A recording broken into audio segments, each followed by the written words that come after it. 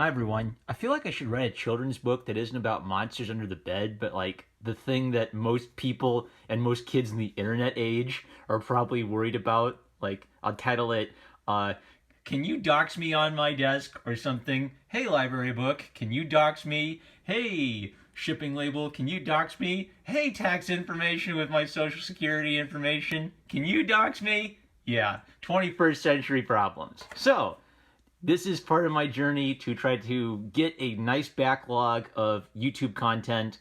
The like new and improved Marmaduke fan, fully employed, trying to like really nail the YouTube content game. Here we go. Cirque du Freak. Spoiler free review. I would recommend it. This is one of the weirdest comics I've read in a few years. The names are so stupid. Like when I do the spoiler review, I'm going to have to point the camera at the comic to make sure you see the names for yourselves, because you will not believe me if I just tell you the names. They are the stupidest names I've ever seen for characters, but I think that's part of the charm. Cirque du Freak, the vampire's assistant, is kind of like the weird fanfic that like the creepy guy in class in junior high wrote for English class, but he was actually very creative and quite a good writer. So even though it kind of creeped you out, you still kind of connected with it and really appreciated the writing style of it. So I guess, yeah, it's successful. Got emotionally invested in it because it's a creepy type of story that genuinely creeped me out and got me emotionally invested in the characters, and I cared about what happened to them. So, success.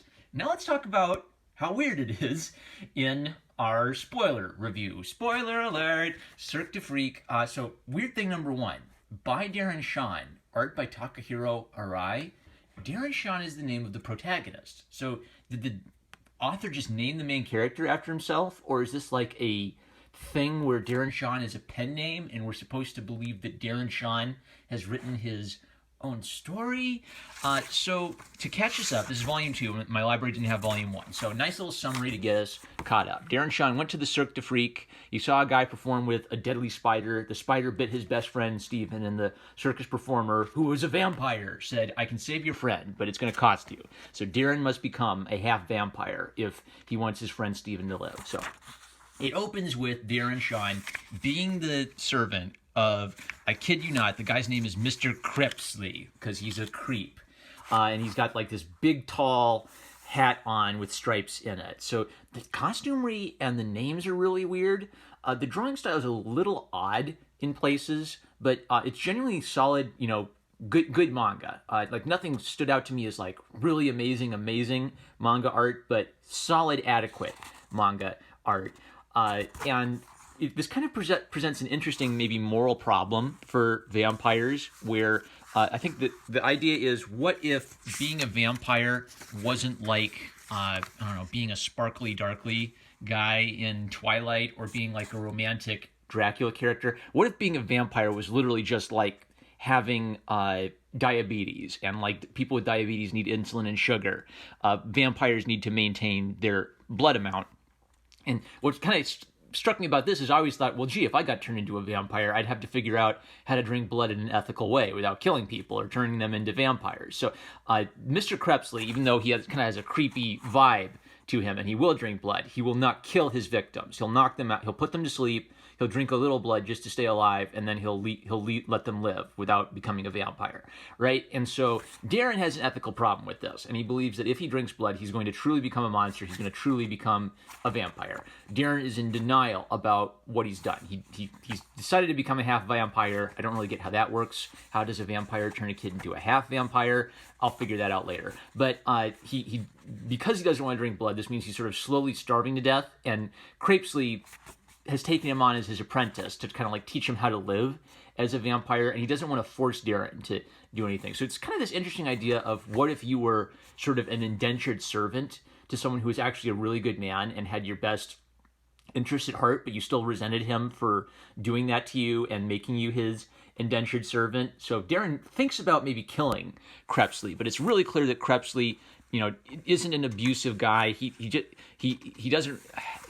even kind of regrets turning Darren into a vampire, but it was like his only choice, and he clearly just wants Darren to do all right and get his life together. There's this weird thing where Crepsley's hands turn super big, And at first I thought, is that like a mistake? And eventually I think it might be a thing because he's the only character who does that. Maybe it's something like where in the original novel, Dracula doesn't look like the Universal like movie pictures version of Dracula. He has these big, monstrous, hairy hands in the Bram Stoker novel. That's like the only thing I remember from the Dracula novel. I forgot everything else except that Dracula has big, meaty, hairy, huge hands in the novel. So that's our setup. Darren has this problem. He doesn't want to become a vampire. He's in denial. And then they get the bright idea to bring him to the Cirque du Freak and introduce him to the group. So this kid, what is his name? It's like Evian or something, or Ekians. It's like some sort of weird play on snake. And he's like a snake kid, right? He has scales like a snake. And here's where I don't want my bookmarks to fall out. So here's what kind of starts to creep me out a little bit. Like he will make these comments that seem like they have an innuendo to them. Like, do you want to come see my snake? Yeah, but then nothing ever comes of it. So you almost are left wondering, is this supposed to be a double entendre? Am I just seeing something that's there accidentally because of a translation issue? But he generally just seems like a nice guy who's like one of Darren's first real friend since becoming a vampire, because Darren's kind of figured out that being a vampire means he can't be part of normal society anymore. Like a lot of the things about vampires are myths in this world, like garlic doesn't hurt him, crosses don't hurt him because it's not like being possessed by Satan or something. But vampires do have super strength. Full vampires can't stay in the sun too long. Half vampires are okay in the sun. So pretty much it's like he gets super strength, but it's literally just treated just like a medical problem. It's not a like big mythical. Well, it is and it isn't. So generally, I think vampirism is supposed to be like a metaphor for sex. So that's why a lot of vampire guys are really suave gentlemen, and them preying on women is like a sexual predator playing on women. So generally speaking, vampirism isn't treated as like a sexual thing in the story. It's treated as just like a medical condition that they have to deal with the exception of Mr. Tiny, Mr. Desmond Tiny. And there's literally a scene where he looks at him and he says, Desmond Tiny, Tiny, Destiny, his name is Destiny. And so Mr. Tiny is a part of the Cirque du Freak, which is full of a wide assortment of unusual characters, including a guy named Mr. Tall, who is super tall, and even Mr. Tall, the leader of the circus, is scared of Mr. Tiny. And what's clear about Mr. Tiny is he is a metaphor for a sexual predator. So he seems to be a vampire who especially likes to prey on children. Krebsley has told Desmond, you can't prey on children because if you drink their blood, they'll die because they're so tiny. And Desmond doesn't care. What's wrong with that? So he's someone who clearly gets a sadistic pleasure out of hunting and killing children to satisfy his vampiric urges, which is so creepy. Why is he part of the circus? So even though he's played as evil, it just kind of unsettled me because they are clearly hinting at a really despicable type of evil. Maybe from a narrative perspective, there's also a weird thing about this book where the foreshadowing is pretty distant from the payoff, where I think in most comics, if there was like a bit of foreshadowing in one chapter, you'd see the payoff in the very next chapter. Whereas this, you might like see, some foreshadowing back here, and then clear towards the end, then you see the payoff for it. I almost wonder if this was like a creepy short story or something before becoming a comic. So Desmond clearly has like this super powerful like clock in the shape of a human heart that can give him some kind of power, and Desmond stands up to him, and then Darren stands up to Destiny, and then Destiny kind of like puts him in his place and leaves. Darren and his friend Arthur go to the woods, and they meet Arthur's friend, Reggie Veggie. You can call me RV. So he's Reggie Veggie because he's a vegan who doesn't believe in eating animals. And his nickname is RV because he's a super big guy. His name is Reggie Veggie. And so Reggie Veggie is kind of like, it's really interesting. I actually really like how Reggie Veggie's character was handled because he's sort of like a radical conservationist and sort of like a PETA, lunatic fringe animal rights. activist, but he's still a human character. So he doesn't read as just like, oh, those crazy vegans, their politics are so radical. Am I right? He comes off as kind of representing a radical character with radical beliefs, but a complete character. So he feels human because we see his sort of normal life. We see how he's just trying to live consistent with his beliefs, and he doesn't believe in eating animals, and he's sympathetic to animals. And then this sort of sets him down a path where he really, really hates what the circus is doing. And because he's a radical, he's sort of blind to what his behavior is doing. So it's almost kind of tragic. It's so weird because the name of this character is literally Reggie Veggie, and he's a more balanced sort of political theme character where I'm not a vegan, I'm not a radical animal rights activist, but I find him to be human and identifiable, while also kind of being a cautionary tale about here's why you don't become too radical in your beliefs. This book is so weird. So, like Darren, he's having a good time. He's making friends. Look, it's limbs. It's Cormac Limbs. What can Cormac Limbs do? Cormac Limbs can chop off his own limbs with a knife and have them grow back. His name is Cormac Limbs. Oh, boy. So, Darren invites Arthur and Reggie Veggie, I'm just going to call him RV, to the show. And at the show, like, RV sees they use animals. They have this great act. Mr.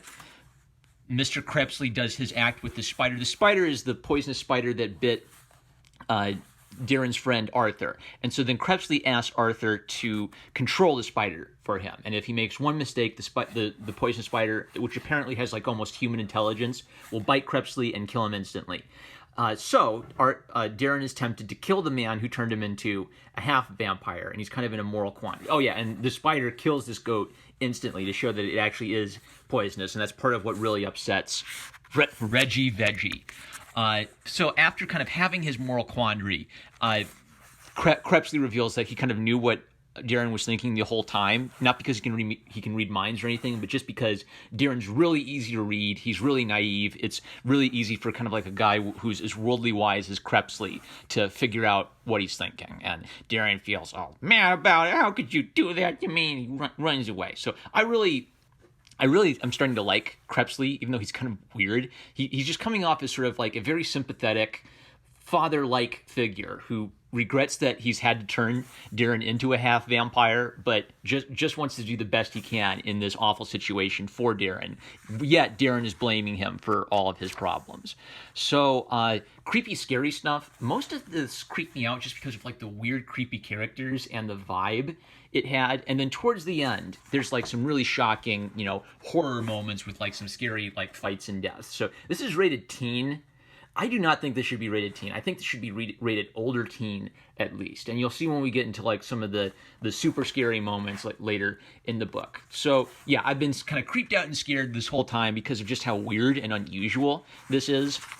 And then RV goes nuts, and I don't know if I should spoil everything. So RV goes nuts and decides he needs to release all of the animals in the circus, and disaster ensues for multiple people, and some grisly violence, really deeply disturbing grisly violence occurs. So a lot of it is off camera, so they don't shove it in your face, but you do see like some of the blood, and they describe some of the horrible, grievous injuries that occur. It's a little gut-wrenching. So even though it's rated teen, I think this is an older teen book, gang.